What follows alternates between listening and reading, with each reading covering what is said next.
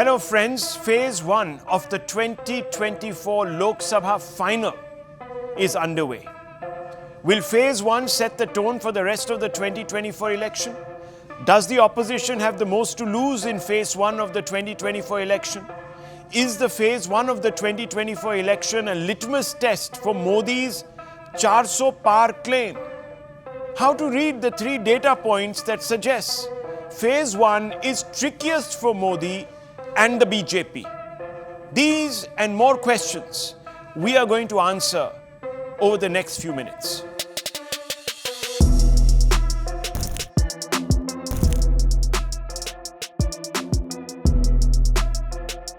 Over 10 years, the BJP has acquired an aura of invincibility. Between 2014 and 2024, the Narendra Modi-anchored BJP has grown into the world's largest political party.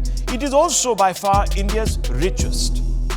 But more than that, it has handed out resounding defeats to the opposition in both 2014 and 2019 Lok Sabha contests. Not since the Rajiv Gandhi-led Congress in 1984 has a political party won such commanding majorities in the Lok Sabha. The coalition era has been relegated to a footnote in time. These statements are not mere platitudes. There's hard data that gives you an idea of the numeric and operational advantage the mandate has given to the BJP.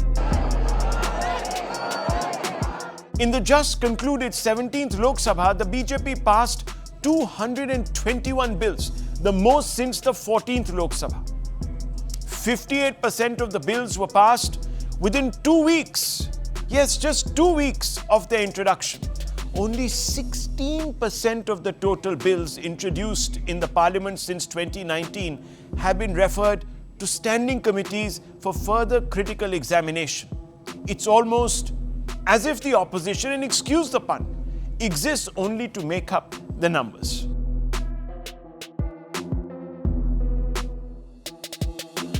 So enervating, so deflating has been the impact of the BJP's dominance that many opposition parties have privately conceded that the BJP is set for an easy win in 2024.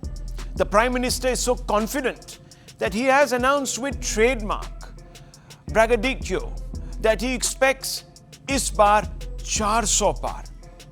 Only one government in the history of democratic India has ever crossed the 400-seat barrier, and that was Rajiv Gandhi-led Congress administration, which in 1984 was riding on the Indira sympathy wave.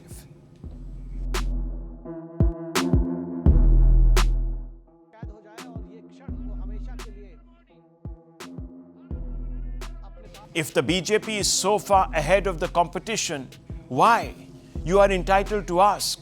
Is the party beginning its quest for a third term in office as an underdog? Indeed, the assertion is counterintuitive. But here are 3 reasons why the BJP begins the impending first phase on the back foot and why this round remains a tricky obstacle course in Modi's quest for absolute dominance. First, of all the phases, the BJP is the shakiest across the 102 constituencies in phase 1. The BJP has only won 50% of the seats up for grabs in phase 1 in 2019. In fact, the BJP contested only 60 seats across these 102 constituencies in 2019. Admittedly, the BJP won 40 of the 60 contests, which is a creditable conversion ratio. But even so, if it wants to get close to the 400-seat mark, it needs to win big in this phase, and that too on seats where it has never won. BJP, of course, is contesting 17 additional seats this time round, but a majority of these are in Tamil Nadu, where the BJP has only ever won 1 seat. If it doesn't win more seats in Tamil Nadu, it will be very difficult for the BJP to go beyond the 303 seats it already has in parliament. So can the BJP pick up additional seats it has never won? This brings us to consider a second set of data points.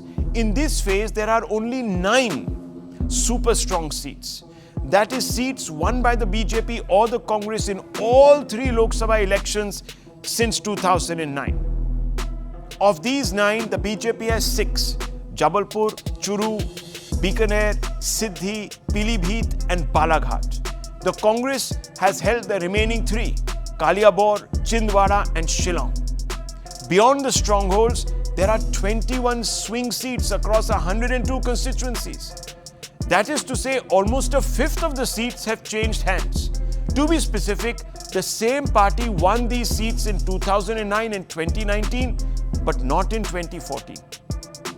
These 21 seats could go either way.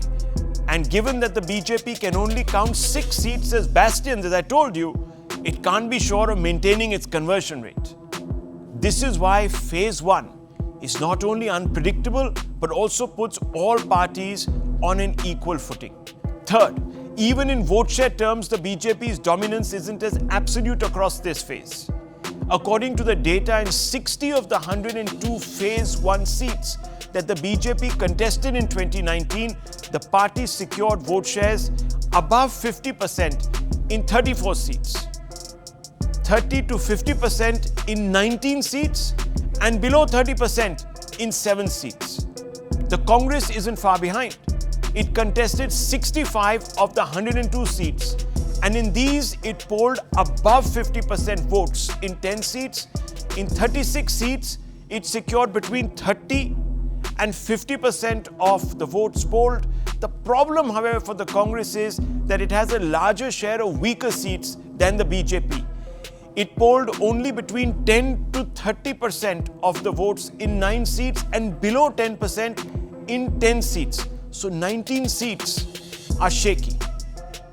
If it is able to pull in anti-incumbency votes against the BJP in these seats, it might pull off a few surprises.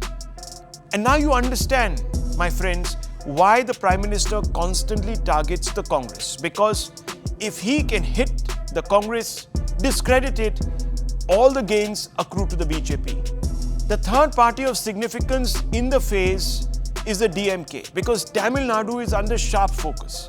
Of the 24 seats that the DMK contested, all in Tamil Nadu, of course, in 2019, it won a huge chunk, 19 seats with a vote share above 50%. 19 of those 24 seats above 50% vote share. In others, it polled between 30 and 50% of the votes. This means that the DMK has almost all its seats as strongholds. And that means the BJP will have to really pull off a miracle. It will have to win big victories if it has to wrest seats from the DMK. The odds are stacked high. But if there is one party that can be expected to beat them, then that is the BJP. The BJP, of course, counts on brand Modi. And as the BJP says, Modi hai to mumkin hai. That's why, my friends, Phase 1 is a litmus test for brand Modi.